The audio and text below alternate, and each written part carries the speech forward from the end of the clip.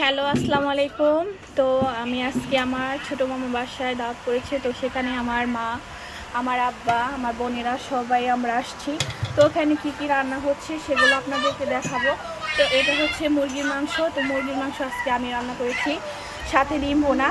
তো এটা হচ্ছে পোলাও, এটা হচ্ছে রাতাহালে পোলাও, এবং এটা হচ্ছে চিনি গুঁড়ার পোলাও। দুই রকমের রান্না করা হয়েছে। যে যেটা খাবে সে সেটাই পছন্দ করে খাবে। তো এখানে গরু মাংস রান্না করা হয়েছে। এই গরু মাংসটা রান্না করছে আমার মাওই এবং আমার মামি, কারণ আমার বোন বিয়ে হয়েছে মামাতো ভাইয়ের কাছে। তো এখানে পাট শাক, কাঁঠাল বিচি দিয়ে ঝোল রান্না হয়েছে। তো এটাও অনেক মজা, টেস্টি। আমরা সবাই ভাত দিয়ে খাবো এটা।